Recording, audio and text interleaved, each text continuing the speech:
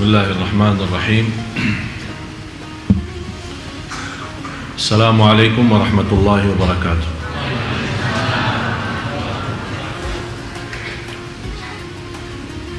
Alhamdulillahi rabbil alamin, wa ashhadu an la ilaha illallah wahdahu la sharika lahu waliyyus salihin, wa ashhadu anna sayyidana wa nabiyyana Muhammadan abdullahi wa rasuluhu as-sadiqul amin.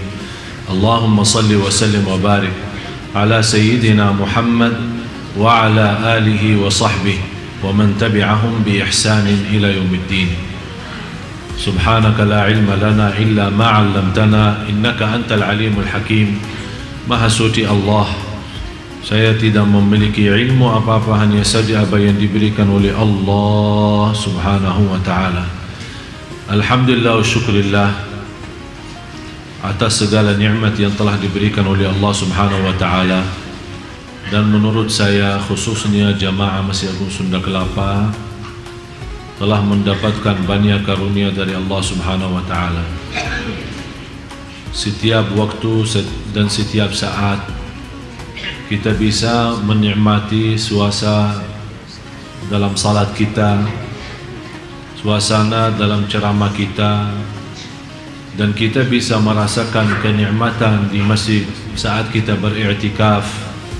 Dan mudah-mudahan semua amalan Bapak Ibu tidak ada yang sia-sia, dan mudah-mudahan semuanya menjadi mulia di sisi Allah subhanahu wa ta'ala.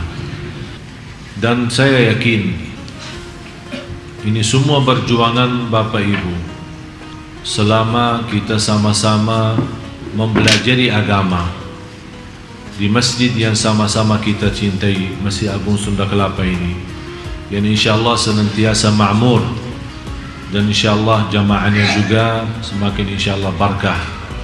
Saya yakin semua memperjuangkan dakwah di masjid ini demi sama-sama kita mencintai Allah subhanahu wa ta'ala.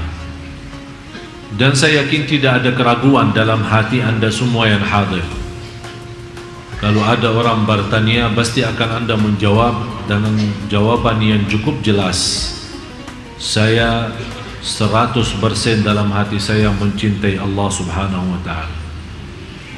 Dan saya juga tidak ada keraguan terhadap Bapak Ibu dalam hal ini.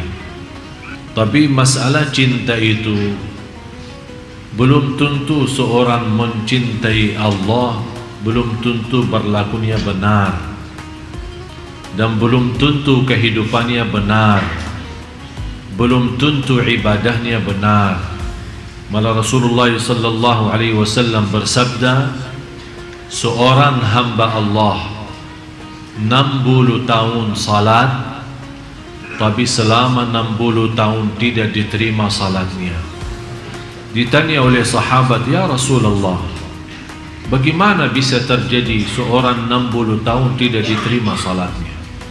Kata Rasulullah sallallahu alaihi wasallam, li'annahu la yutimmu ruku'aha wala sujudaha, karena dia tidak berusaha maksimal untuk menyempurnakan rukuknya dan sujudnya.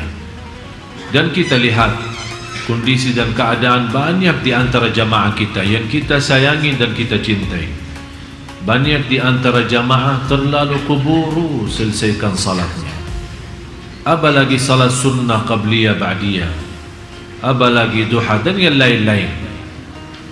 Kapan kira-kira saatnya kita bisa menikmati ibadah salat? Jangan sampai kita termasuk dalam ancaman hadis Rasulullah sallallahu alaihi wasallam, 60 tahun tapi tidak diterima oleh Allah subhanahu wa ta'ala salatnya. Na'udzubillah. Mudah-mudahan kita semua menjadi orang-orang yang bisa mendekatkan dirinya kepada Allah karena salat yang khusyuk, salat yang sempurna rukuknya dan sujudnya. Marilah kita sama-sama mempelajari dan masuki kepada amalan-amalan yang bisa membawa kita, bukan hanya kita cinta Allah, tapi Allah subhanahu wa ta'ala juga mencintai kita semua. Karena mendapatkan kenikmatan dicintai Allah ini sebuah kenikmatan yang cukup istimewa. Banyak orang yang dilalaikan Banyak orang yang tertipu oleh syahwat, hawa nafsu dan dunia. Walaupun dia punya target mencari ridha Allah Subhanahu wa taala dan menjadikan tujuan kehidupannya, qul inna salati wa nusuki wa mahyaya wa mamati lillahi rabbil alamin la syarika lah wa bidzalika umirtu wa ana minal muslimin.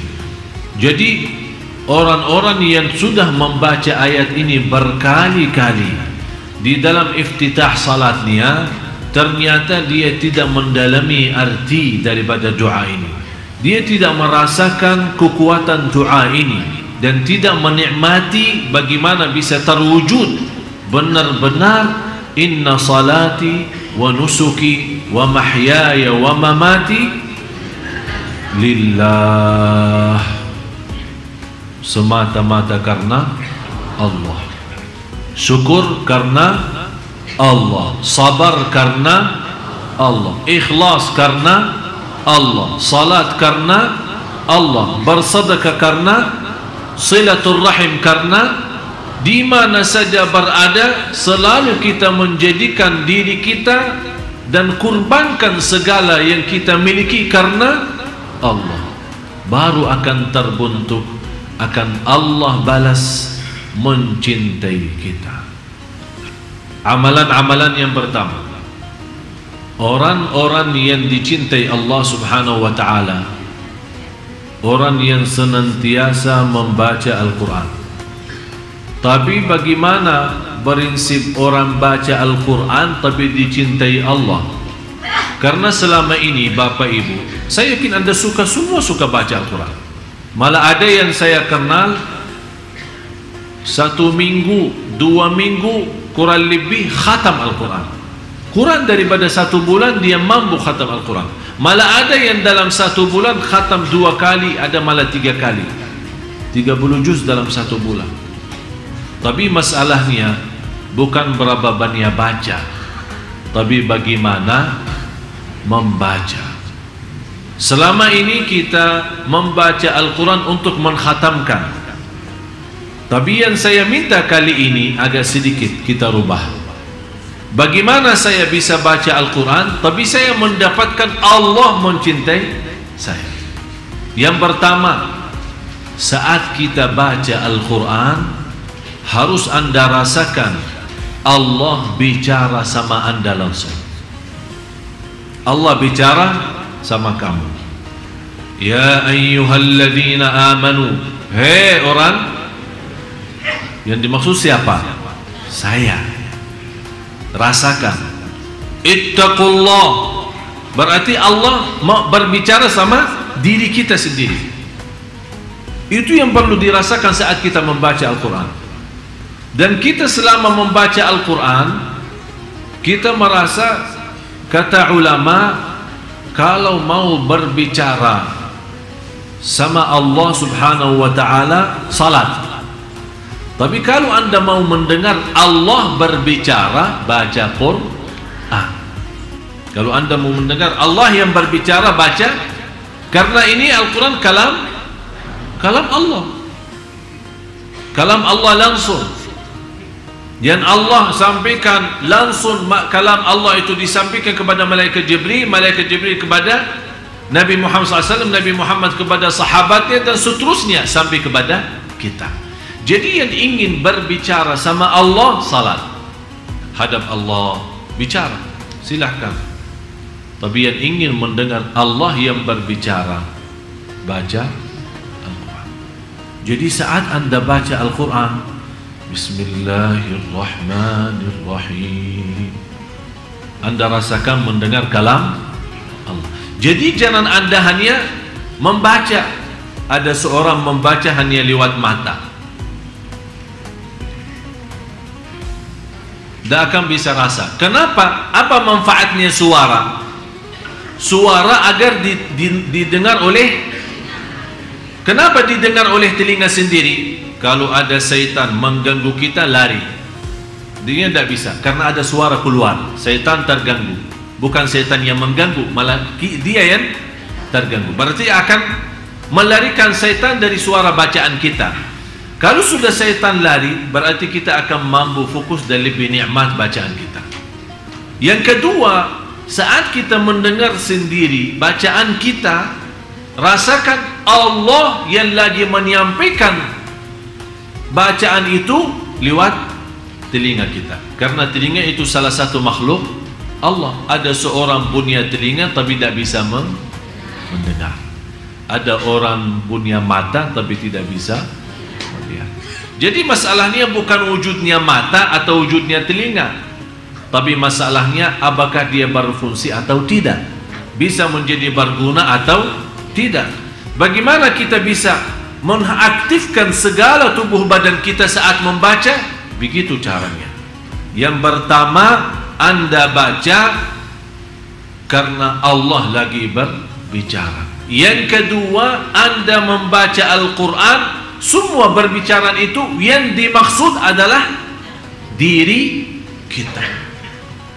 Yang ketiga, itu yang terindah dalam bacaan Al-Quran, setiap kita baca ada rasa saya tidak mau berhenti, karena saya lagi nikmati dan merindukan mendengar kalam Allah, mendengar bicaraan Allah sama saya. Jadi begitu Anda baca, jangan Anda punya bayangan dan pikiran kapan mau selesai.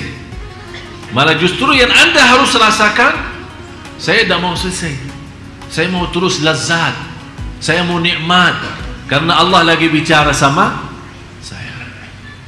Sudah faham 3 poin ini? Itu namanya membaca Al-Quran. Dan 3 hal ini baru akan Allah mencintai kita. Yang kedua, selalu mengingat Allah subhanahu wa ta'ala. Maksudnya mengingat Allah bagaimana? Zikir kan? Tapi zikir yang macam mana? Yang seperti apa? Saya yakin Anda semua suka tahlil, suka bertasbih, tapi seindah zikir yang tidak ada batasnya. Seindah zikir tidak punya tempat tertentu. Seindah zikir yang tidak ada batasnya. Dan seindah zikir yang tidak punya tempat tertentu. Artinya apa? Jangan Bapak Ibu suka berzikir hanya di masjid. Jangan Bapak Ibu suka berzikir hanya habis salat. Jangan Anda berzikir hanya dengan jumlah tertentu, tidak boleh lebih. Malah justru bebas, tidak usah batasi. Ya ayyuhalladzina amanu uzkurullaha zikran. Apa artinya katsira? Sebanyak-banyaknya. Kenapa kita disuruh berbanyak zikir? Supaya mengeluarkan diri dari golongan orang munafik. Ternyata orang munafik juga berzikir.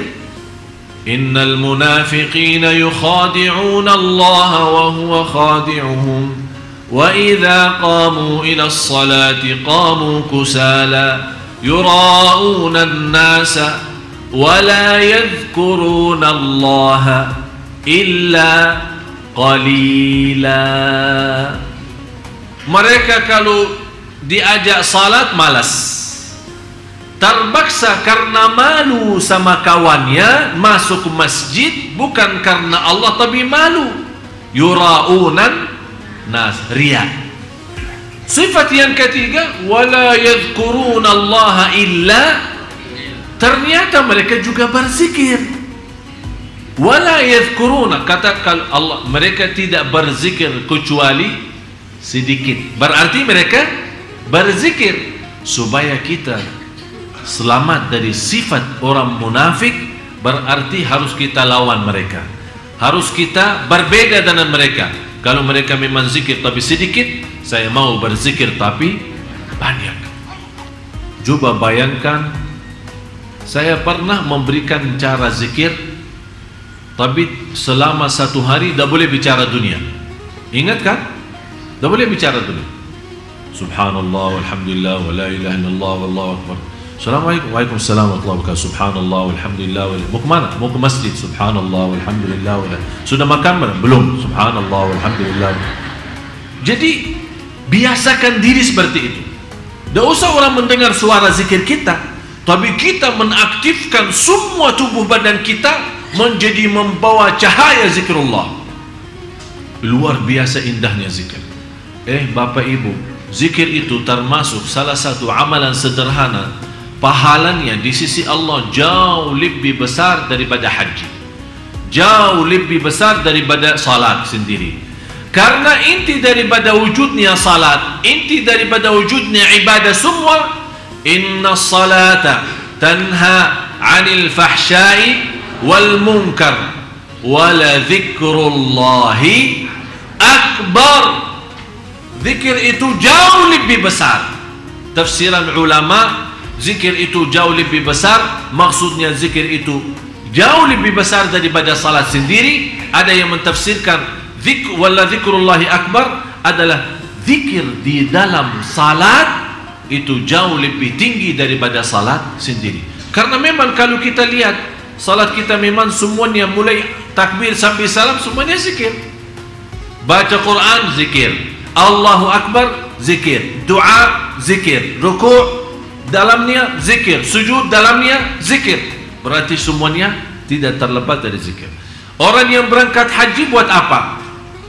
Ujung-ujungnya mengagungkan Allah, membesarkan Allah. Labbaik Allahumma labbaik, labbaik la syarika laka labbaik, innal hamda wan ni'mata laka wal mulk la syarika lak. Ini semua bunyinya apa? Zikir. Berarti ternyata zikir itu mengatasi semua ibadah.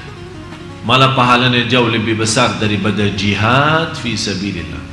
Sampai Rasulullah SAW menjelaskan di hadis yang sahih, ala unabbiukum bi afdali a'malikum wa azkaha 'inda malikikum wa khairul lakum min infaqidh dhahabi wal warq wa khairun min an takhruju lil jihadi fi liliqa'i aduwikum fayadribu a'naqakum wa tadribu a'naqahum. Ya Allah, banjir sekali hadis ini.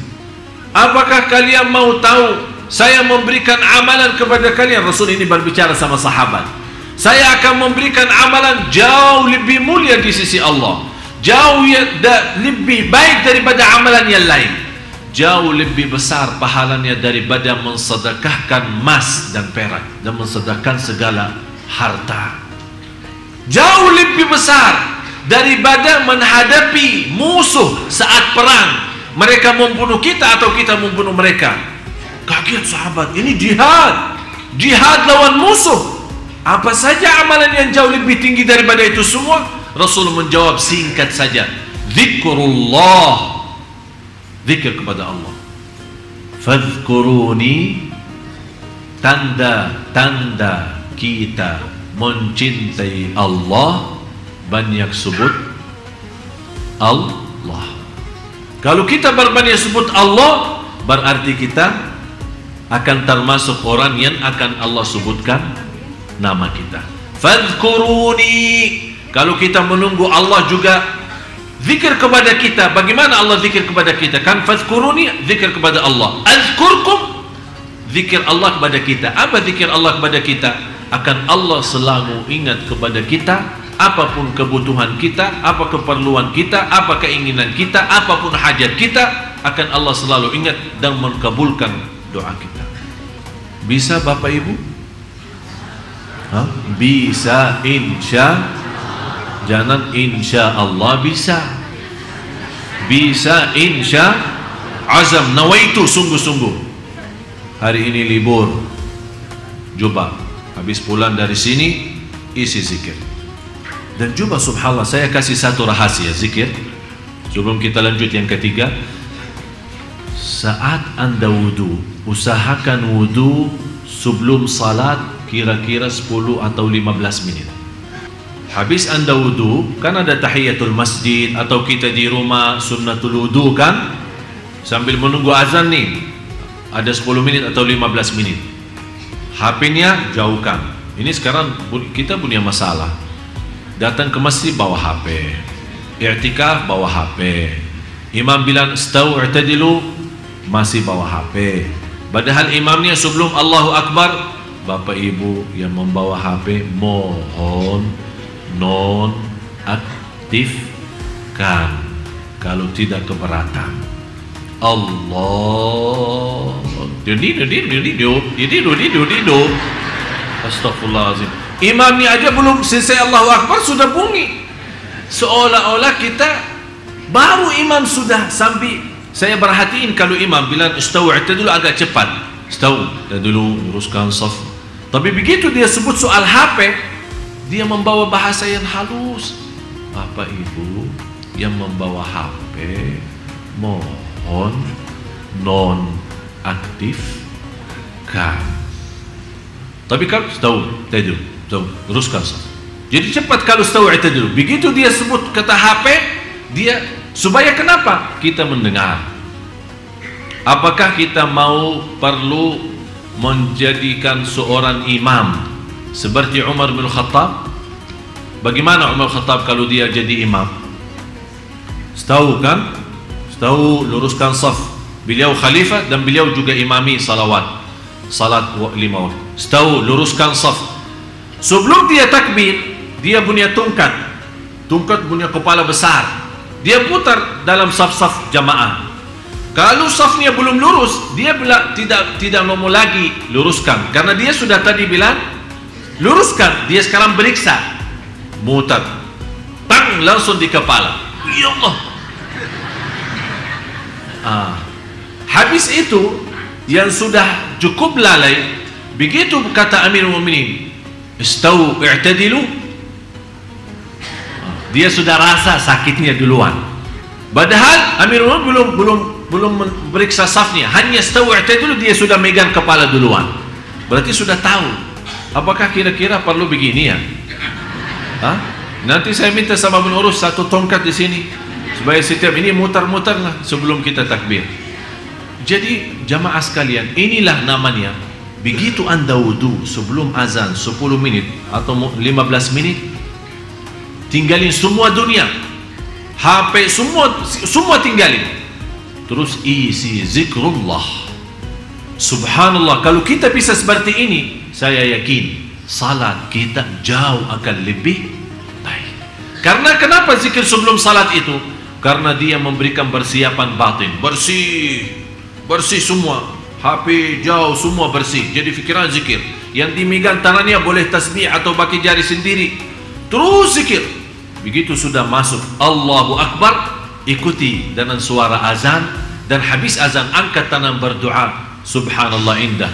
Belum ikamat, belum kita selesai sunnah qabliyah, kita sudah siap batin dengan cahaya zikir. Begitu masuk salat, waktu wajib kita, ternyata nikmat salat.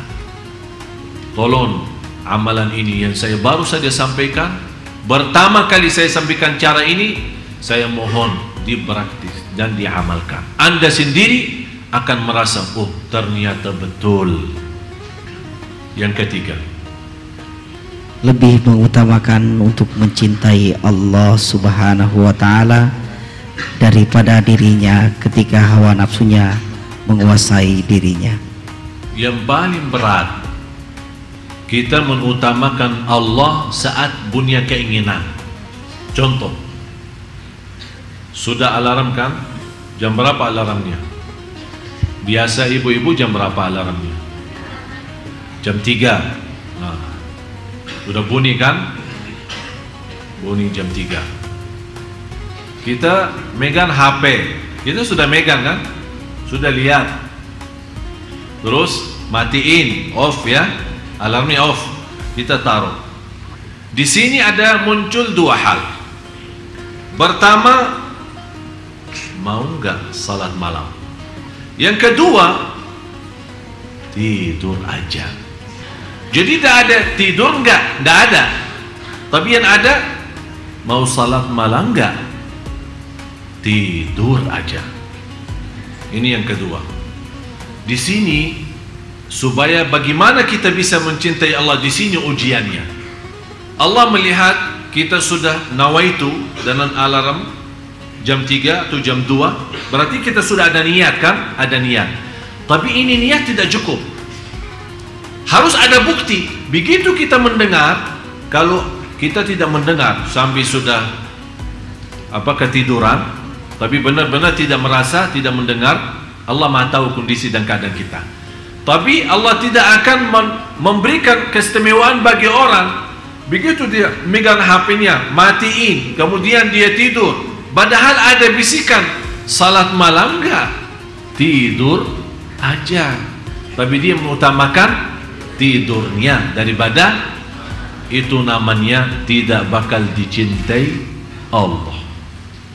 Karena yang membuat kita bangkit dan bergerak untuk bisa salat malam, di sini kan ada katanya bisa menguasai nafsu, melawan hawa nafsu. Di sini hawa nafsunya apa? Hawa nafsunya di sini apa? Mau tidur. Berarti tidur itu kan enak. Salat malam jauh lebih enak, tapi nafsu kita mau istirahat. Tapi hati nurani kita mau menghadap Allah. Orang yang bangun dan dia mampu melawan hawa nafsu dan semangat. Bagaimana dia semangat? Dengan zikrullah. Alhamdulillahilladzi ahyana ba'da ma amatana wa ilaihi an-nusyur. Astaghfirullahaladzim. Bismillah, tawakkaltu Allah. Bangun, baca ayat, baca ayatul kursi, baca apa saja supaya menghilangkan syaitannya. Begitu anda bangun, begitu anda wudu, Allah subhanahu wa ta'ala setiap titisan air wudu membawa dosa keluar. Begitu anda salat, akan Allah cahayakan rumah. Malaikat di langit melihat rumah itu keluar cahaya, orangnya di dalam rumah lagi salat malam. Kalau kita sudah menjadi kebiasaan, ketika satu malam kita memang sakit, sudah alarm sudah mau bangun, tapi sakit betul. Ternyata begitu kita bangun tapi tidak kuat. Malaikat melihat, ini rumah biasanya ada cahaya keluar, kok ini malam tidak keluar cahayanya. Turun salah satu malaikat mau ambil berita, ini ada apa? Begitu mereka turun, salah satu malaikat, oh orangnya lagi sakit. Naik lagi, dia sampingkan pada malaikat, orangnya lagi. Semua malaikat di langit rapat mendoakan, ya Allah sembuhkan. Subhanallah. Berarti malaikat sendiri menghayati cahaya salat malam kita. Sebagaimana kalau kita keluar malam, kita kadang-kadang melihat langitnya terang, kan? Itu katanya cahaya dari langit turun. Tapi kapan bisa cahaya dari bumi naik? Jangan sampai malaikat melihat malah ternyata gelap. Semua gelap. Karena cahaya yang bisa tembus ke langit bukan lampu PLN ya, bukan listrik ya, tapi yang bisa tembus ke atas adalah semua cahaya nurani kalbu kita saat kita lagi salat malam. Oleh karena itu, salah satu amalan yang bisa membawa kita dicintai Allah, harus anda mampu menguasai dan melawan hawa nafsu kita. Terutama saat merasa nafsu kita ingin sesuatu duniawi, ingin istirahat, ingin tidur, ingin mencari rizki tapi yang haram, tidak mau membedakan halal haram, tapi di situ kita lawan. Karena nafsu kita, mohon maaf, jiwa kita itu kan istilahnya mau yang enak-enak saja, tidak mau capek, yang enak-enak saja. Tapi begitu kita lawan, bukan yang enak diri saya, tapi yang enak Allah. Apa yang dienak Allah, apa yang disenang oleh Allah, apa yang diridai oleh Allah. Di situ kita selalu menanamkan dalam jiwa kita adalah kekuasaan hanya di tangan Allah. Jangan sampai memberikan nafsu kita yang memiliki kekuasaan. Di situ kita lama-lama akan memiliki hati yang sudah rusak. Begitu kita mau perbaiki, susah memperbaikinya. Yang keempat, memahami dan mendalami dengan hati tentang nama dan sifat-sifat Allah. Allahu Akbar. Rata-rata jamaah kita sudah hafal Asmaul Husna. Hafal enggak? Hafal. Bisa rasakan artinya enggak? Hah? Rasulullah sallallahu alaihi wasallam bersabda di hadis yang sahih, "Inna lillahi 99 isma man ahsaha dakhalal jannah." Allah mempunyai 99 nama. Barang siapa yang menguasinya, yang menghafalnya, yang mengamalkan isinya, yang mempelajarinya, yang mendalaminya, itu kata ahsaha. Jadi termasuk di dalamnya menghafal, mengamalkan, memahami, menhayati, merasakan, menikmati, merasa lazat saat sebut nama-nama Allah yang namanya Asmaul Husna. Dan bisa lewat Asmaul Husna kita memohon kepada Allah Subhanahu wa ta'ala. Di situ kita akan baru merasa keagungan Allah dalam hati kita semakin bertambah. Sayang kita sama Allah semakin tinggi, cintaan kita semakin mulia. Begitu juga saat kita berdoa kepada Allah lewat Asmaul Husna, perhatiin, Ar-Rahman irhamni, Razzaq urzuqni, Ghafar irfirli. Jadi kita saat kita saking sudah memahami, jangan anda berkata Ya Rahman urzuqni. Oh Ya Rahman urzuqni, Ya Razzaq urzuqni, Ya Karim muliakan, Ya Ghafur ampuni, Ya Rahman rahmati. Jadi anda sudah memiliki pemahaman Asmaul Husna sampai anda bisa meminta dengan Asmaul Husna sesuai arti dan makna. Faham Bapak Ibu? Itu namanya. Barang siapa yang mampu menghafal, memahami, menhayati, dan sampai dia bisa berdoa kepada Allah lewat Asmaul Husna, kata Rasulullah dijanjikan akan masuk surga Allah Subhanahu wa ta'ala. Jadi mulai dari hari ini, kalau kita baca Asmaul Husna, lebih baik setiap hari kita bawa satu nama, tapi kita bisa mengerti apa isinya dan apa dalamnya. Paham Bapak Ibu? Yang kelima, kepasrahan hati di hadapan Allah Subhanahu wa ta'ala. Bagaimana pasrah hati? Maksudnya keluarin hati dari dada kita terus kasih ke Allah. Apa itu pasrah hati? Intinya begini, dalam ibadah, dalam mencari rezeki, saat kita makan, saat kita tidur, saat kita jalan menuju ke masjid, saat kita berjalan mencari nafkah, saat kita di mana saja berada, hati kita selalu merasa tidak punya upaya dan tidak punya daya untuk melaksanakan sesuatu kecuali dengan Allah. Terwujud benar-benar la haula wala quwata illa billah.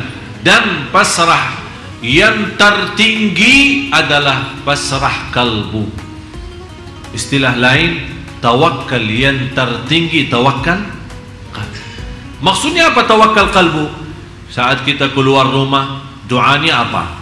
Bismillah tawakkaltu ala Allah, la haula wala quwata illa billah. Ini ucapan cukup tinggi, ucapan cukup sempurna. Tinggal apa? Ucapan lidah sudah baik, tinggal hati. Jangan sampai pas kita keluar rumah, Bismillah tawakkaltu ala Allah, la haula wala quwata illa billah, tapi di dalam hati masih merasa Alhamdulillah saya sehat, masih muda, saya bisa berlaku sesuatu. Ini bicara sama siapa? Sama hati. Yang seharusnya memantapkan ucapan ini, Bismillah tawakkaltu ala Allah, la haula wala quwata illa billah, bukan hanya lidah yang mengucapkan, tapi hati juga ikut mengucapkannya. Pasrah total lahir batin, Allah segalanya, kun fayakun.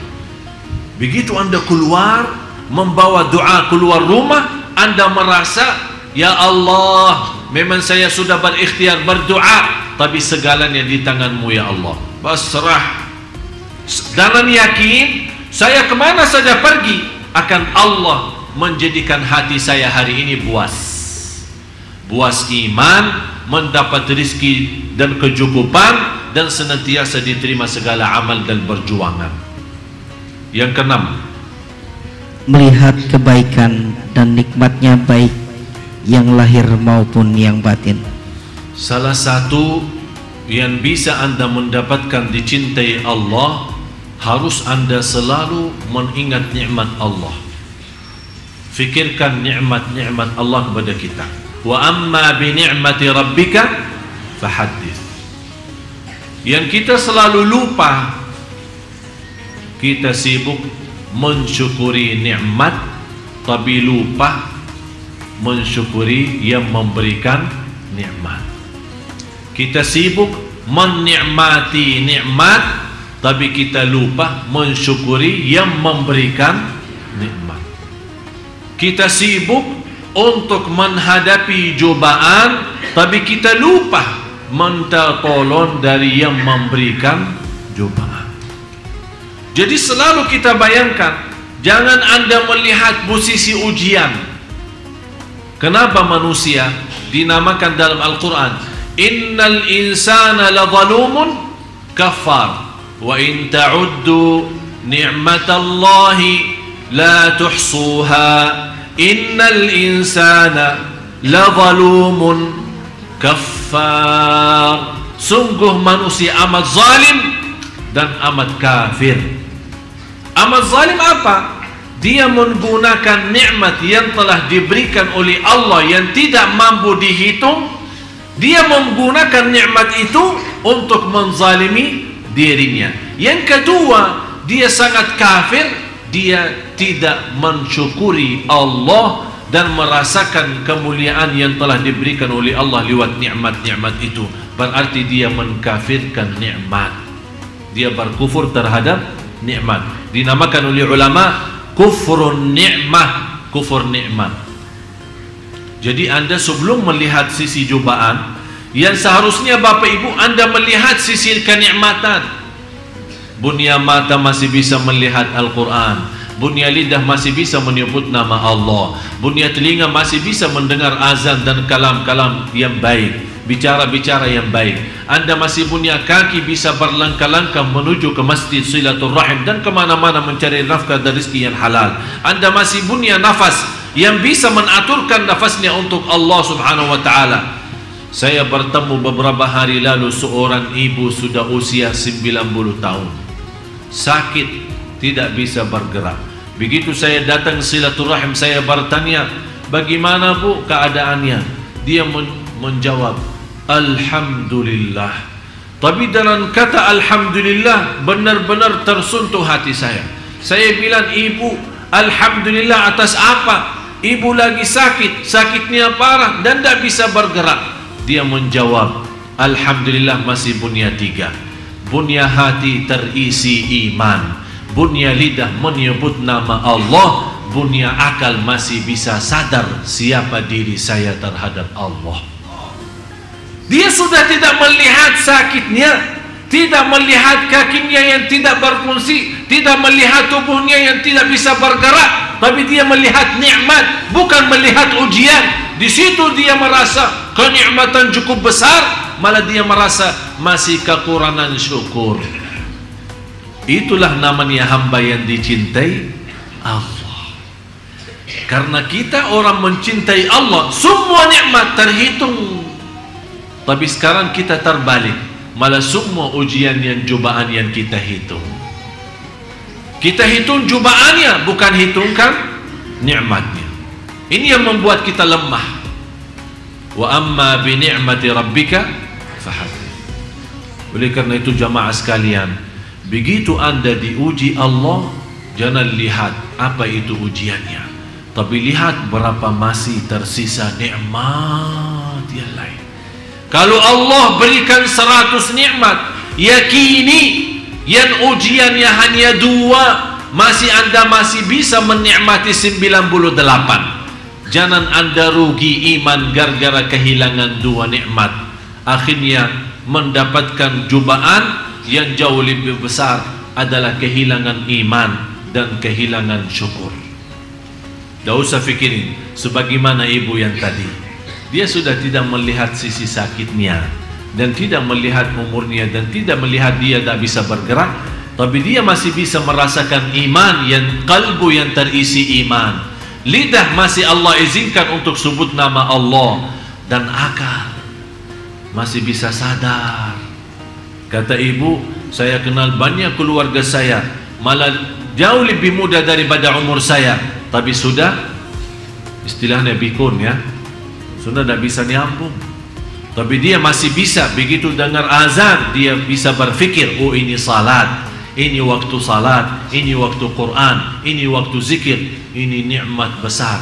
Begitu dia merasa nikmat seperti ini, walaupun dia merasa hanya memiliki 3 dibanding ujian, ternyata 3 itu jauh lebih besar, memberikan keringanan menghadapi cobaan dan ujian. Oleh karena itu Bapak Ibu, salah satu yang memberikan energi dan kekuatan menghadapi cobaan dan ujian, jangan lihat ujiannya, tapi lihat kenikmatan, nikmat-nikmat yang masih ada.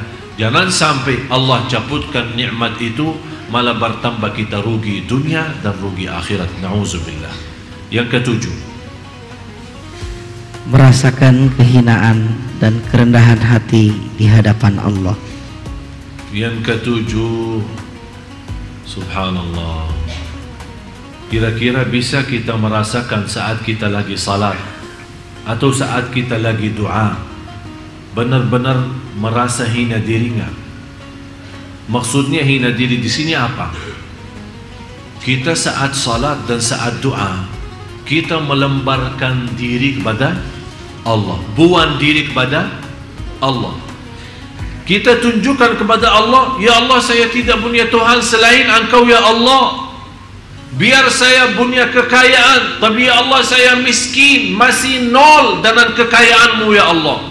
Saya Allah butuh segala sesuatu darimu, butuh rahmatmu, ampunanmu, pimpinanmu, petunjukmu ya Allah.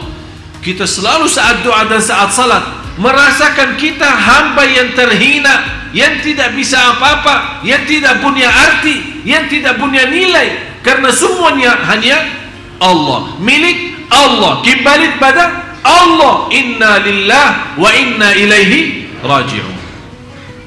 Apalagi saat kita salat, ternyata ada hikmahnya, disuruh berdiri kemudian tunduk kepala ke bawah. Jangan salat seperti orang sombong, malah matanya ke atas, ya seolah-olah Allahu Akbar, dia bicara sama Allah, mau apa? Dia tidak berkata mau apa, tapi sikap salatnya seperti itu. Tapi yang saya harapkan, begitu Anda salat, menundukkan kepala ke bawah, biar Allah berkata, ada apa? Kamu mau apa?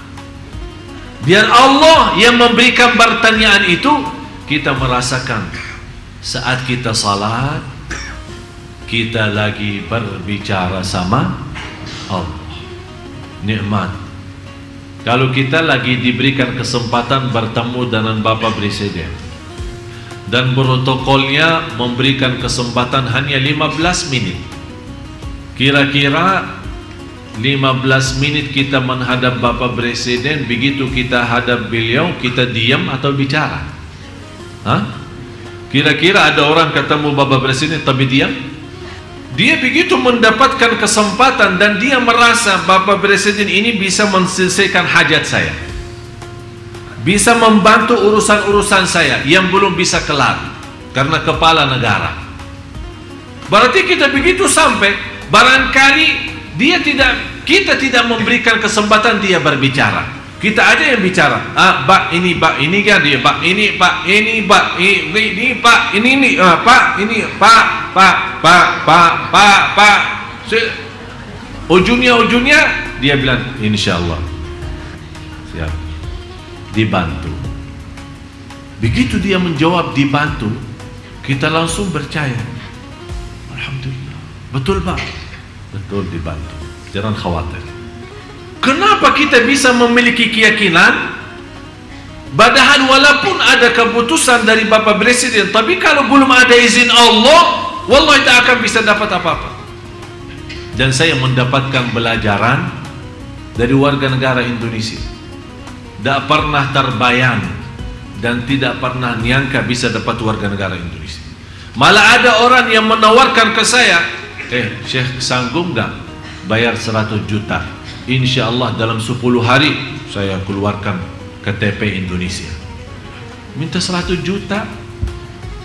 Besok datang masih tawar-tawaran sampai 50. Akhirnya dikasih diskon katanya 20 juta. Kelar, tapi agak lama kalau 20 juta. Berapa? Barangkali 3 bulan sampai 6 bulan. Pokoknya dapat. Saya bilang, saya berserah kepada Allah. Kalau Allah izinkan saya dapat, saya yakin tanpa proses akan Allah datangkan warga negara itu. Subhanallah, tiba-tiba tidak lama saya diberikan, dapat terima telepon, diundang untuk memberikan ceramah. Bapak Presiden hadir, Wakil Presiden, dan semua para pejabat-pejabat, menteri-menteri, termasuk duta-duta tamu negara. Begitu saya sampaikan ceramah, malah Bapak Presiden sendiri panggil, ente dari mana? Ana dari Madinah.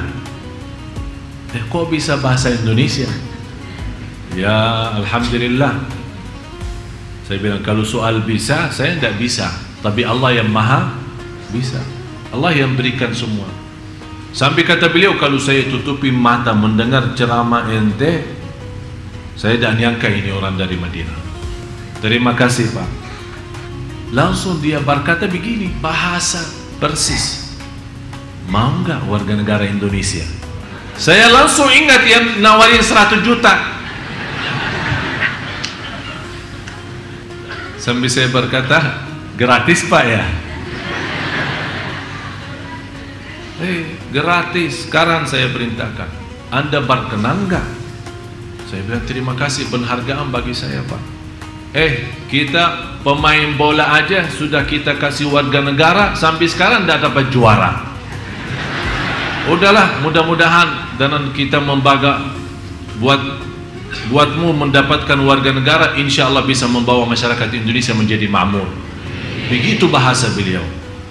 Langsung belum saya berhenti mau pulang, langsung dipanggil Pak Menteri Hukum dan HAM. Segera bantu Tuan Syekh Ali. Begitu bahasa beliau. 8 hari persis ditelepon, saya masih di luar negeri. Segera, ini Pak Menteri sendiri yang telepon, suruh datang menghadap beliau. Begitu saya pulang dari Malaysia ketemu beliau, tak sampai 15 menit, tehnya belum selesai minum teh. Langsung kelar surat, ditanda tangan sama Pak Menteri, ini ada perintah daripada Presiden saya untuk memberikan warga negara. Saya ingat kata ini yang ketujuh. Saya merasa saat berdoa kepada Allah Subhanahu wa taala, ya Allah, kalau memang Anda punya rencana untuk saya di Indonesia, ya Allah, saya tidak punya upaya dan daya, malah saya merindukan Madinah daripada Indonesia. Tapi Allah, saya milih aturan Allah, saya milih bantuan Allah, saya milih dan mengutamakan apa yang Allah berikan, saya terima. Subhanallah, Allah tunjukkan demi hari ke hari, demi waktu ke waktu, demi masa ke masa, setiap waktu Allah tunjukkan kepada saya bagaimana dahsyatnya Allah dan kekuasaannya Allah. Yang saya harap semua Bapak Ibu jamaah sekalian, terutama saat berdoa, Anda harus merasa hina diri, miskin, fakir, dhaif, lemah, tak bisa apa-apa, tak punya upaya, tak punya daya, tak bisa mau kemana, dan merasa di ujung doa Anda berdoa, ya Allah, kalau Engkau hanya mendengar doa orang saleh, bagaimana saya yang masih banyak dosa mau kemana? Kalau ya Allah Engkau hanya menerima doa orang saleh, ya Allah bagi saya yang masih banyak dosa mau kemana lagi? Kita tunjukkan. Dan saking adil dan kasih sayangnya Allah, bukan Allah hanya menerima doa orang saleh, ternyata Allah juga kasih sayangnya kepada orang yang berdosa dan bermaksiat. Kalau dia bertaubatan nasuha, taubat yang benar, dan memohon kepada Allah dalam benar, akan Allah terima doanya dan kabulkan hajatnya. Buktinya, setiap hari kita berdoa dan setiap hari Allah berikan nikmat, kita lupa mensyukurinya. Ini sebenarnya salah satu cara Allah menambahkan nikmat kepada kita, tapi kita tidak sadari. Berarti Allah sudah menerima doa kita, tapi kita belum sadar nikmat yang kita minta belum kita dapat. Oleh karena itu, periksa diri kembali. Harus kita merasa diri miskin sama Allah. Ya ayyuhan nas, antumul fuqara'u ila Allah. Hei manusia, semuanya dalam keadaan miskin kepada Allah. Yang ke-8, beribadah kepada Allah Subhanahu wa ta'ala pada waktu sepertiga malam terakhir untuk bermunajat kepadanya, membaca Al-Quran, merenung dengan hati serta mempelajari adab dalam beribadah di hadapan Allah, kemudian ditutup dengan istighfar dan bertaubat. Saya kasih amalan yang ke-8, seindah istighfar. Ingat ya, seindah apa? Istighfar. Sebelum azan subuh 20 menit sampai 30 menit. Di dalam Al-Quran dinamakan Al-Ashar, waktu sahur. As-sabirina was-sadiqina wal-munfiqina wal-mustaghfirina bil-ashar wa bil-ashari hum yastaghfirun. Kenapa Allah ikatkan waktu sahur istighfar? Karena seindah ibadah jauh lebih baik daripada salat malam atau baca-baca amalan yang lain adalah istighfar yang terindah. Kenapa saya berkata yang terindah itu istighfar? Karena Allah puji hamba-hamba yang beristighfar di waktu sahur. Kalau Allah puji, berarti Allah senang. Kalau Allah senang, berarti Allah ridha. Tapi saya minta istighfar bagaimana?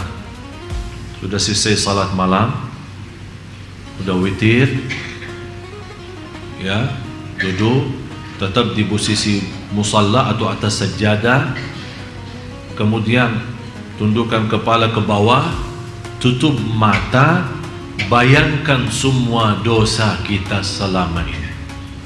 Ingat orang tua kita, ingat dosa maksiat kita. Berapa kali ketiduran dari waktu salat? Berapa kali kita durhaka sama orang tua? Berapa hari lewat tidak baca Quran? Berapa kali kita berbohong? Berapa kali kita fitnah orang? Berapa kali kita ghibah? Berapa kali kita membawa hal-hal yang tidak diridai Allah, malah dimurkai Allah? Begitu Anda sambil mengingat bayangan-bayangan dari kepala, istighfarnya berjalan. Astaghfirullah. Istighfar jangan diam. Dan kalau tidak bisa nangis, pura-pura, beneran. Yang awalnya pura-pura lama akan jadi beneran. Jadi begitu Anda merasa, ada orang menceritakan ke saya, Ustaz, saya ingin nangis tapi tidak bisa-bisa. Ingin nangis, tidak keluar. Saya bilang begini, pura-pura aja nangis. Ya bagaimana?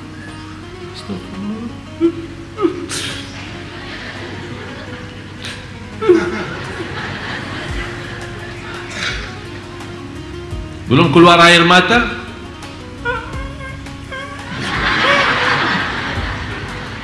beneran. Ini salah satu ikhtiar kita. Karena kenapa kita berusaha mau keluarin air mata? Karena air mata itu adalah obat sikat kalbu. Tahu kalau baju lagi, kadang-kadang kalau masukin mesin cuci tidak bersih kan? Apa yang diperlukan? Ini kalbu ini perlu. Apa itu? Air mata obatnya. Air mata. Bisa enggak? Bisa, insya. Demi Allah jamaah sekalian, kalau Anda bisa merasakan keindahan seperti ini, demi Allah tidak perlu lama istighfar. Hanya 10 kali saja. Sudah nangisnya minta ampun. Sudah nangisnya minta ampun. sampai ada satu saat akan bengkak mata, saking nangis, malah mau berhenti nangis tidak bisa. Kalau anda sudah bisa sampai ke martabat itu, sampai anda mau berhenti nangis tidak bisa, berarti sudah anda tersuntuk dicintai Allah. La ilaha illallah. Mau saya ajak anda nangis? Mau nangis ya? Beneran? Ya, nanti kita doa. Yang ke-9, berkumpul bersama dengan orang-orang yang mencintai Allah Subhanahu wa Ta'ala secara jujur, memetik perkataan-perkataan yang baik dari mereka, serta tidak berbicara kecuali meyakini adanya kebaikan ketika berbicara, yang diketahui akan menambah kebaikan keadaanmu dan bermanfaat untuk orang lain. Berkumpullah sama orang-orang saleh. Bapak ibu semua yang hadir, terutama ibu-ibu, jangan sampai di antara ibu-ibu dan bapak-bapak tidak punya kawan orang saleh. Maksudnya orang saleh apa? Saleh benar, saleh benar, cinta masjid, lembut perbicaraannya, halus bawaannya, dermawan, akhlaknya mulia, tidak pernah suka marah, tidak pernah suka fitnah orang, selalu menjaga lidahnya, selalu menjaga perasaan orang lain, senantiasa menjadi berguna bagi orang lain, suka bersilaturrahim, selalu ada di masjid, suka ceramah, suka mendengar, suka majlis ta'lim, suka beramal salih. Harus bapak ibu masing-masing memiliki kawan orang salih salihah, tapi salih salihah yang istimewa. Kenapa saya minta salih salihah yang istimewa? Nanti kata ulama, kalau orang salih itu masuk dalam surga dan dia kenal kita baik, begitu dia duduk di dalam surga berkumpul dengan orang salih yang lain, karena kita dekat sama beliau, dia ingat kita waktu berkumpul sama kita di dunia. Dia bertanya, ya Allah, ini kawan saya, mana dia ya Allah? Kata Allah, kawanmu lagi disiksa di neraka. Kata orang salih, ya Allah, mohon maaf, saya tidak akan bisa puas menikmati surga kecuali dengan kawan saya itu. Allah terima syafaatnya orang salih itu dan membawa orang yang dosa dari neraka masuk surga. Ternyata ada guna bagi orang salih nanti di hari kiamat. Bapak ibu, jangan di antara kita tidak punya kawan orang salih banget. Itulah perjuangan kami mendatangkan imam-imam, ulama yang membawa bacaan yang indah, menimami kita. Kenapa? Kenapa saya menjaga perjuangan itu? Demi Allah, bukan hanya untuk bapak ibu saja, tapi saya punya keinginan yang tertinggi lagi. Ya Allah, kalau memang saya terhitung sebagai orang yang masuk neraka, mudah-mudahan dengan kawan-kawan yang saleh yang saya bawa ke Sunda Kelapa, mereka bisa membawa syafaat bagi saya nanti di hari kiamat. Coba usahakan semua yang hadir, jangan sampai tidak punya kawan saleh. Siapa itu? Para habaib, habib-habib, kiai, ulama, ustad, imam, muazzin, tetangga kita, orang yang suka di masjid. Kita perhatiin siapa di antara jamaah yang rajin di masjid. Kalau sudah rajin di masjid dan tidak pernah jauh dari masjid, kecuali kalau dia sakit memang tidak bisa datang ke masjid, itu tanda dia salih. Langsung jaga, jangan lepas, datang ke dia, dekat sama dia, minta doanya, salaman, kenalkan diri anda, sebutkan nama, supaya besok dia nanti dalam surga, kalau dia merasa kehilangan kita, dia bisa ingat, ya Allah, ada fulan bin fulan, kawan saya di dunia, yang selalu namparin saya, yang selalu kenalkan nama dirinya ke saya, mana dia ya Allah? Kalau Allah menjawab dia masuk neraka, orang saleh itu akan mensyafaatkan kita. membawa syafaat bagi kita. Semua yang hadir,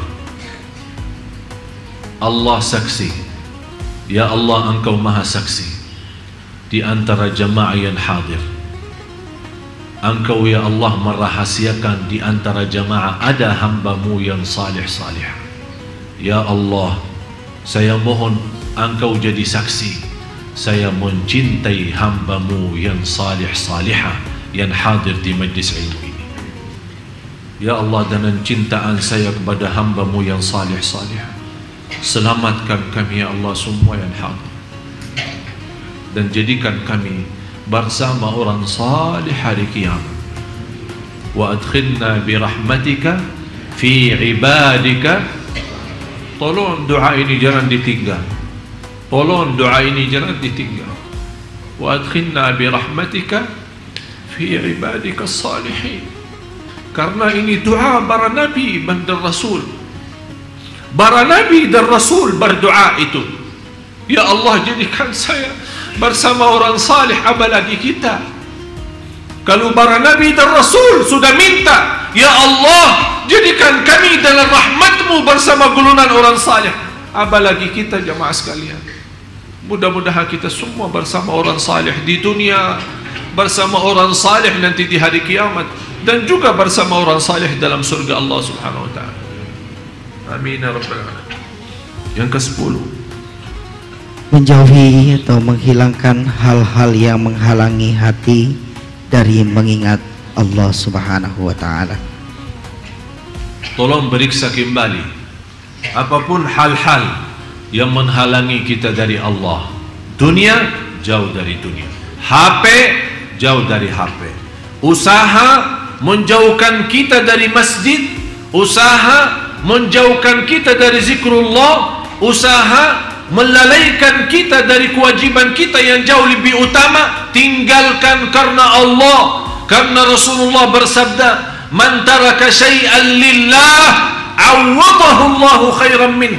Barang siapa yang meninggalkan sesuatu karena Allah, akan Allah gantikan yang lebih baik. Jangan sampai kita menjadi orang alhaakumut takatsur, dilalaikan oleh kebanggaan, kekayaan, harta, dunia, kesibukan. Lalai, kapan sadar? Hatta zurtumul maqabir. Tapi kalau sudah zurtumul maqabir, artinya sudah masuk dalam maqabir, sudah masuk dunia kubur. Apa arti sadar saatnya? Tidak ada arti. Jangan sampai kita menjadi orang yang masuk dalam golongan alhaakumut takatsur.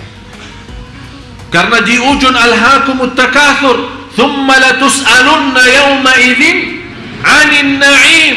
Rasulullah sallallahu alaihi wasallam ketika satu saat berduduk sama Sayyidina Abu Bakar, sahabat-sahabat yang lain, ada Sayyidina Uthman radhiyallahu an, Rasulullah SAW makan dan minum. Begitu dibawakan minum air, air itu agak dingin, apalagi musim panasnya Madinah. Begitu Rasulullah minum air yang dingin di musim panas, merasa enak bangetnya, enak, sejuk. Karena suasana panas, tapi jus itu atau minuman itu atau air itu benar-benar membuat kita enak banget, sejuk, terasa nikmat. Begitu Rasul habis minum air, nangis sallallahu alaihi wasallam. Sahabat, ya Rasulullah, kenapa nangis? Apakah air itu ada masalah? Kata Rasulullah, akan Allah tanyakan kita terhadap nikmat air dingin itu di musim panas, apakah sudah syukur atau belum? Thumma latus'alunna yawma idzin 'anil na'im. Itu yang akan ditanyakan oleh Allah. Coba periksa di rumah kita, macam-macam makanan sampai kita bingung mau bawa kemana, akan ditanyakan oleh Allah. Minuman apa lagi? Begitu anda menikmati minum jus atau minuman yang lain, tolong ingat, thumma latus'alunna yawma idzin 'anil na'im. Ini alhaakumut takatsur, salah satu surah yang membuat Rasulullah nangis. Mari sama-sama kita berdoa. Mudah-mudahan dengan 10 amalan yang saya sampaikan bisa membuka hati kita semua. agar senantiasa menjadi hamba Allah yang mencintai Allah dan Allah mencintai kita. Amin ya rabbal alamin. Bismillahirrahmanirrahim. Alhamdulillahi rabbil alamin. Segala puji bagimu ya Allah. Segala nikmat yang kami miliki ya Allah, semuanya darimu ya Allah. Engkau maha ya Allah memberi segala nikmat. Nikmat mata, nikmat telinga, nikmat lidah yang masih bisa menyebut namamu ya Allah. Nikmat akal dan kesadaran yang masih bisa mengingat kewajiban kami terhadapmu ya Allah.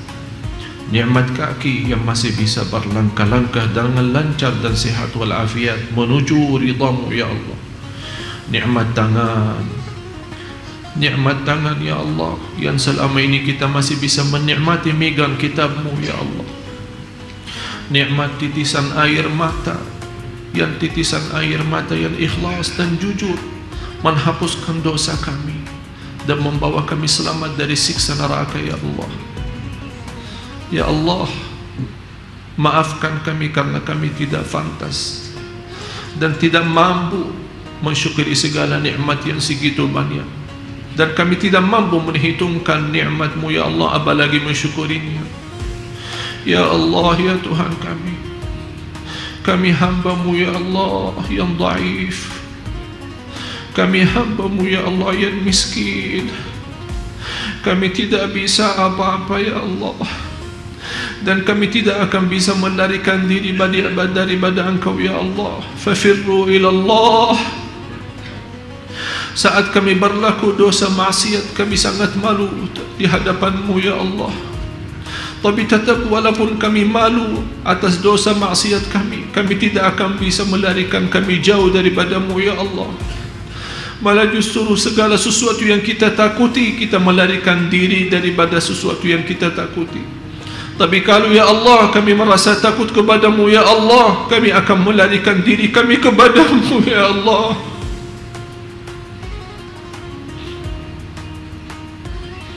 Segala sesuatu yang kita takuti, kita berusaha melarikan diri daripada sesuatu itu, kecuali Engkau ya Allah. Begitu kami merasa takut, kami tidak bisa kemana-mana kecuali kepada Engkau ya Allah.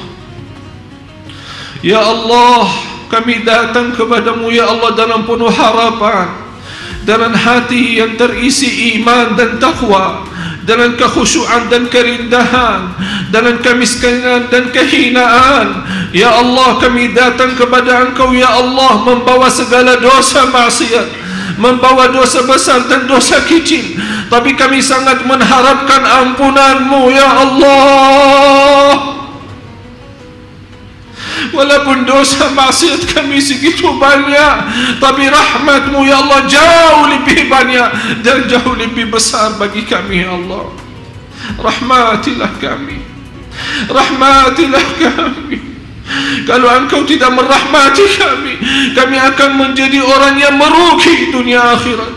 Rabbana zalamna anfusana wa in lam taghfir lana wa tarhamna lanakunanna minal khasirin. Ya Allah, Engkau maha melihat, maha mendengar semua yang hadir. Bapak Ibu sangat memohon ampunan-Mu ya Allah. Ya Allah, aku mohon dengan nama-Mu yang agung dan mulia untuk semua yang hadir keluar dari Masjid Sunda Kelapa ini di pagi hari ini, sudah dihapus segala dosanya ya Allah. Disucikan hatinya ya Allah, dibersihkan jiwanya ya Allah, diterima segala amal ibadahnya ya Allah. Aku mohon ya Allah, tidak ada di antara bapak ibu yang kecewa saat ini ya Allah. Malah ya Allah kami harap, ya Allah saya mengharapkan ya Allah untuk semua jamaah pulang masing-masing ke rumahnya membawa ridha-Mu ya Allah.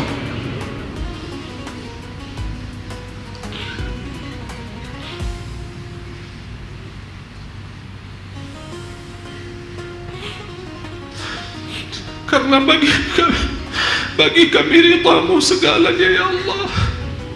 Bagi kami ridha-Mu segalanya ya Allah. Kalau Engkau ridha ya Allah terhadap kami, kami akan bahagia lahir batin ya Allah. Kami akan nikmat sisa umur kami karena Engkau ridha ya Allah. Ya Arhamar Rahimin, ya Allah, semua yang hadir telah mengangkat tangannya ya Allah dengan penuh harapan, segala kehinaan, kemudahan dan kekurangan. Ya Allah, kami mengangkat tangan kami kepadamu ya Allah. Kami mohon isi hati kami dan isi tangan kami dengan penuh rahmat dan ampunan darimu ya Allah ya Dzal Jalal wal Ikram. Ya Allah, berilah kepada kami petunjuk pada jalan yang lurus. Hidupkanlah kami dalam keadaan iman, wafatkanlah kami dalam keadaan Islam. Lindungi anak keluarga kami dari segala bahaya. Jadikan anak cucu kami salih salihah, anak cucu kami penghafal Al-Quran, agar kami dipanggil oleh Allah duluan dalam keadaan bahagia, dalam keadaan husnul khatimah. Dan anak cucu kami setelah kami dipanggil duluan, anak cucu kami masih mau mendoakan kami ya Allah. Ya Arhamar Rahimin, ya Allah, lindungilah lahir batin kami agar kami bisa menjaga diri dari segala sesuatu yang menghalangi kami darimu ya Allah. Ya Allah, ya Arhamar Rahimin, kuatkan kami lahir batin, cahayakan hati kami, sempurnakan ketakwaan kami, muliakan keyakinan kami.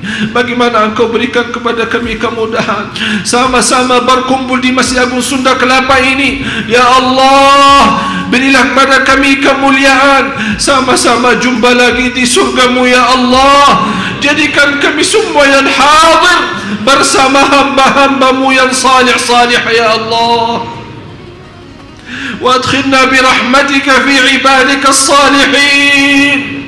Walaupun kami ya Allah belum menjadi salih-salihah, tapi kami harap dengan rasa cinta kami terhadap orang salih-salihah, jadikan kami berkumpul dengan mereka ya Allah. Sebagaimana kata Imam Syafi'i, aku mencintai orang salih walaupun saya tidak terhitung orang salih, karena cinta orang salih menjaminkan bahawa saya selamat dan bahagia. Ya Allah, kami sungguh mencintai orang salih, kami sungguh mencintai orang salihah. Ya Allah, jadikan kami bersama mereka ya Allah. Ya Arhamar Rahimin, ya Arhamar Rahimin, ampuni orang tua kami,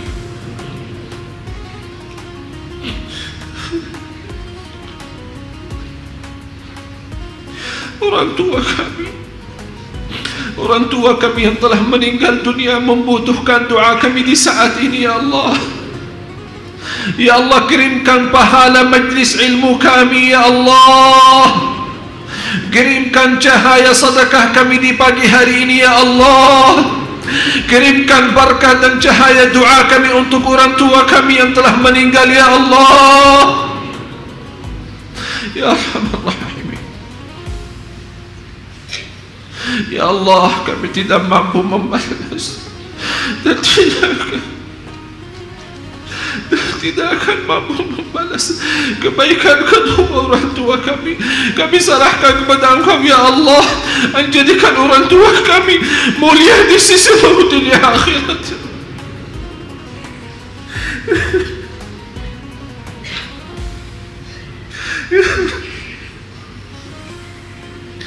Ampuni durhaka kami terhadap orang tua kami. Berapa kali kami menyakiti hati orang tua kami, berapa kali kami menyakiti dan mengecewakan hati orang tua kami. Maafkan kami ya Allah, maafkan kami ya Allah, maafkan durhaka kami. Jangan menhukumkan kami atas durhaka kami ya Allah. Ampuni saudara kami muslimin muslimat, mukminin mukminat yang hidup yang telah wafat. Ya Allah, segala amal ibadah dan perjuangan kami untuk Sunda Kelapa, untuk mendatangkan para imam-imam dan para salih, ya Allah, jadikan atas nama jamaah semua yang hadir menjadi sedekah jariah ya Allah, menjadi sedekah jariah ya Allah, menjadi sedekah jariah bagi semua yang hadir ya Allah. Selama ya Allah, selama saya di Indonesia memperjuangkan untuk umat Indonesia, umat Islam di Indonesia, ya Allah aku mohon lipatkan dan tercetak nama Bapak Ibu semua yang hadir dalam perjuangan ini, dan diterima segala sedekah jariah dan amal ibadah ya Allah. Ya Arhamar Rahimin, Ya Arhamar Rahimin, Ya Arhamar Rahimin, Ya Arhamar Rahimin, irhamna. Ya Arhamar Rahimin, irhamna.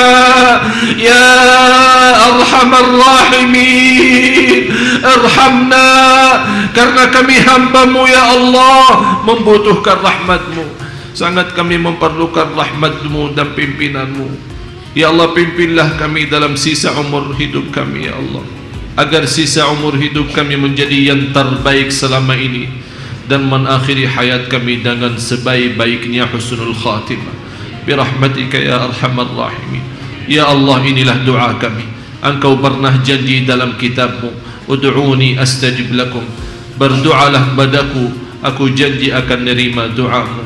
Ya Allah, inilah doa kami, inilah doa kami dengan keyakinan dan penuh harapan Engkau menerima sesuai janjian-Mu. Inilah doa kami sesuai perintah-Mu dalam kitab-Mu. Ya Allah, Ya Allah, Ya Allah, terimalah doa permohonan kami sesuai janjian-Mu dalam kitab-Mu. Innaka la tukhliful mi'ad, sungguh Engkau tidak pernah mengingkari janjinya. Rabbana taqabbal minna innaka antas samiul alim wa tub alaina innaka antat tawwabur rahim. Rabbana atina fid dunya hasanah wa fil akhirati hasanah wa qina adzaban nar. Wa sallallahu ala sayyidina wa nabiyyina Muhammad wa ala alihi wa sahbihi wa baraka wa sallam. Subhana rabbika rabbil izzati amma yasifun wa salamun ala al mursalin walhamdulillahi rabbil alamin. Terima kasih Bapak Ibu. Saya mohon semua yang hadir, saya mohon semua yang hadir, tolong kalau lagi sendirian, lagi salat malam, atau lagi habis baca Al-Quran dan mengangkat tangannya sendiri berdoa, saya mohon dengan segala hormat, tolong doakan saya. Saya mohon dengan segala hormat, tolong jaga amanat ini, doakan saya supaya Allah tetap kuatkan saya lahir batin. Saya dari kemarin tidak sempat 10 menit saja istirahat, tidak sempat. Dari kemarin full layani tamu, layani ini, layani itu. Ini semuanya insyaallah lillahi ta'ala dan kemudian untuk Bapak Ibu. Oleh karena itu tolong doakan saya supaya tetap sehat walafiat dan tetap istiqamah atas iman Islam, dan tetap bisa memiliki kekuatan berjuang untuk umat Islam di Indonesia, agar Indonesia masa depan insyaallah akan jadi lebih baik. Mohon maaf kurang lebihnya. Wabillahi taufiq wal hidayah. Akhirul kalam, sama-sama subhanakallahumma wa bihamdik asyhadu an la ilaha illa anta astaghfiruka wa atubu ilaik. Wassalamu alaikum warahmatullahi wabarakatuh.